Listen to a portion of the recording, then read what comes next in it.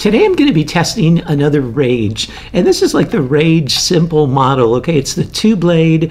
They use the shock collar, and it's got this blade tip to it. So kind of a classic Rage in many ways. I picked these up at the ATA, and I'm really eager to put them to the test. And for all my testing, I'm using my regimen for 2024.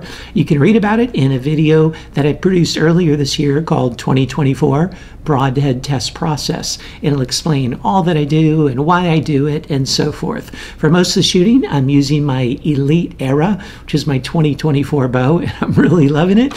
But for the flight testing, I'm using this Killer Instinct SWAT X1 crossbow. That's like a toy on steroids. I mean, it's so fun to shoot, and it's so powerful, and it's so accurate. And for all the arrows, I'm using a Bishop arrows and bolts because they're just top tier. All right, let's zoom on in here and check out this Rage blade tip and put it to the test. Here's a good look at this head in the closed position, and you can see that the blades are held pretty securely in place by this retention clip right here at the bottom. They just snap into place. When you put them on, you got to make sure that the little slots in this clip align with the blade, and they just snap in place, and they're relatively secure like that. So with this, you've got an aluminum ferrule, and then you've got stainless steel blades and a stainless steel blade tip. This is the blade tip model. It's 100 grains, and so the blades are 0.035 inches thick. Decent thickness to them there. The tip is 0.040 inches thick, and as you can see, it's relatively small and really supported by the ferrule, so I'd imagine that's going to aid in penetration as well as durability of that tip. When in the open position, the cutting diameter is 2 inches, and this leading blade adds 0.36 inches, so 2.36 inches of cut overall with this. In the closed position, you see it has quite a bit of exposed, I'm just going to hold it like this, quite a bit of exposed blade in the closed position. It's 0.8 inches cutting diameter in the closed position, and then has a bit of blade exposed here, so that's going to affect flight a little bit compared to some other mechanicals. For resharpening, what I would use is I'd use the Stay Sharp Guide replaceable blade sharpener. That works really well with all the Rage models and similar heads like it. So eager to put this head to the test and see how it performs.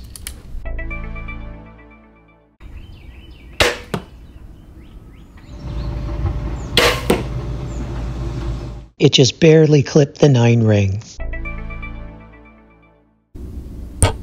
It took 183 grams of force to cut through the wire, which is a 10 on a 10-point scale, plus a bonus for being under the threshold of 200. It penetrated right at 7 inches, and the blade's fully deployed on impact and remained deployed the entire time in the gel. It took an additional 36 grams of force to cut through the wire, which is a 9.28 on a 10-point scale. It penetrated through 46 layers, which gives it a 6.57 on a 10-point scale. But I do want to note, more than an inch of that was just that tip itself. It wasn't the main blades. It's in relatively good shape. After the 3 shots through the MDF, you can just see that the cutting diameter has shrunk back pretty considerably because the blades have bent back, but otherwise it's in good shape. And here it is after just the first shot into the steel plate. It didn't make it all the way through the steel plate, and you can see one of the blades got broken off, and then the other got significantly bent. So I didn't even do the second shot in the steel plate.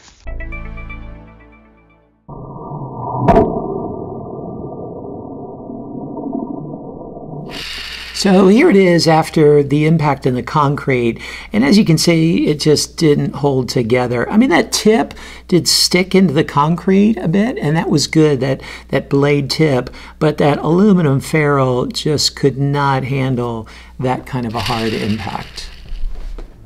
So what do you think of this Rage?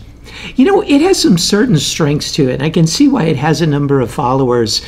You know, it has blades are really sharp, and they held their edge relatively well, flew relatively well, and has a nice cut size to it, especially with that blade tip, but then also the 2-inch diameter cut. But then when it comes to penetration, it was pretty lacking in penetration. Kind of if you used a grade score, it'd be like a low C in penetration. And in durability, man, they got an issue with durability. And so I give it, you know, you can check out the scores, but it's like in the DF category in durability. But if you're hunting deer or smaller animals and you hit a soft spot in a deer, maybe even if you clip a rib, it's not going to be a problem. But other than that, bone at hard angle, heavier bone or something like that, it's really subpar when it comes to penetration and durability. But you check out the score sheet and see how it performed in the areas that matter to you the most, and see if it might be a good fit for you.